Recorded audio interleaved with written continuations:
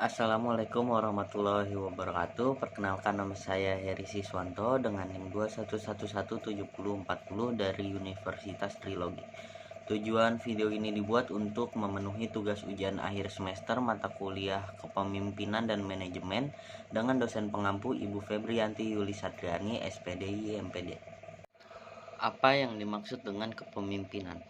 Pengertian kepemimpinan adalah di mana kemampuan dari seseorang untuk memimpin dan mempengaruhi orang lain untuk membimbing agar dapat mencapai sebuah tujuan yang sudah ditentukan.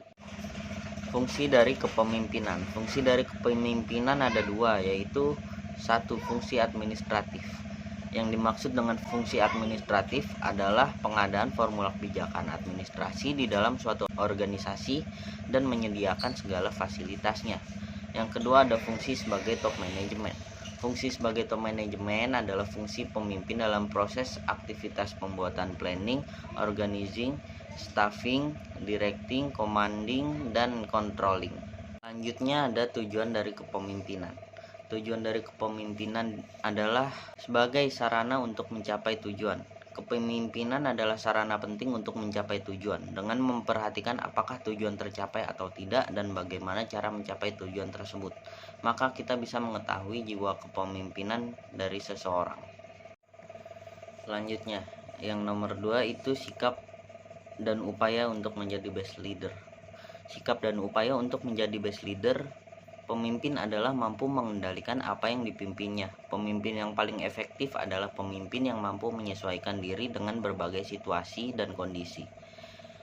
Sikap yang pertama adalah integritas, di mana leader harus memiliki keteguhan dan konsisten dalam melakukan sebuah tindakan. Orang yang berintegritas tinggi dianggap sebagai pribadi yang jujur dan berkarakter. Yang kedua, memiliki energi positif. Seorang leader secara tidak langsung menjadi panutan para tim yang ada di bawah kepemimpinannya. Ketika leader bekerja dengan maksimal, maka anggota tim akan mengikutinya. Begitu juga ketika leader berleha-leha atau bermalas-malasan, besar kemungkinan anggota tim akan melakukan hal yang serupa. Yang ketiga ada memiliki kecerdasan emosional. Leader bisa mengelola emosi ketika berhadapan dengan masalah dalam tim. Mereka juga bisa mengidentifikasi dan memahami masalah atau keluhan anggota timnya. Yang keempat, terbuka. Menjadi terbuka adalah salah satu karakter yang harus dimiliki oleh seorang leader. Keterbukaan memungkinkan anggota tim juga ikut terbuka dan mudah berkomunikasi dengan Anda. Entah itu terkait opini, ide, masalah, dan hal-hal lain yang berhubungan dengan pekerjaan. Yang kelima, dapat dipercaya. Seorang leader memiliki tanggung jawab yang besar untuk membimbing anggota di bawahnya. Jika leader dapat dipercaya, maka besar kemungkinan pekerjaan akan berjalan dengan sesuai rencana. Yang keenam ada etika bertindak dan berperilaku sesuai dengan nilai-nilai etika yang berlaku. Bersikap tenang, apalagi ketika menghadapi masalah yang rumit. Yang ketujuh, dapat menerima kritikan.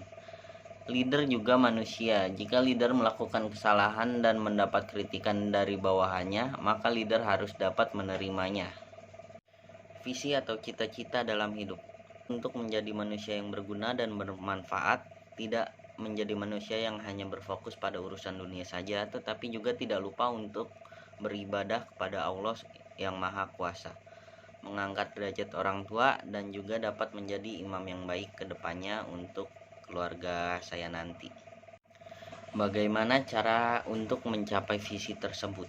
Tentunya dengan belajar, dimana dengan belajar kita menjadi orang yang memiliki pengetahuan dan wawasan yang luas, tidak mudah menyerah atau tidak gampang putus asa, dimana ketika kita terjatuh kita harus bisa bangkit kembali, ulangi begitu terus sampai kita bisa berdiri dengan kokoh dan memfokuskan diri untuk merubah hidup, bukan untuk gaya hidup. Kenapa misi tersebut harus dilakukan untuk mencapai visi? Bisa diibaratkan visi itu sebagai tujuan dan misi itu sebagai perjalanan. Jika kita ingin mencapai tujuan tersebut, maka kita harus melakukan sebuah perjalanan terlebih dahulu. Jika kita mudah lelah, mudah menyerah, cepat putus asa, maka kita tidak akan pernah sampai pada tujuan yang kita inginkan. Perlu diingat, usaha tidak akan mengkhianati hasil, sedangkan hasil bisa kita peroleh dari usaha yang kita lakukan.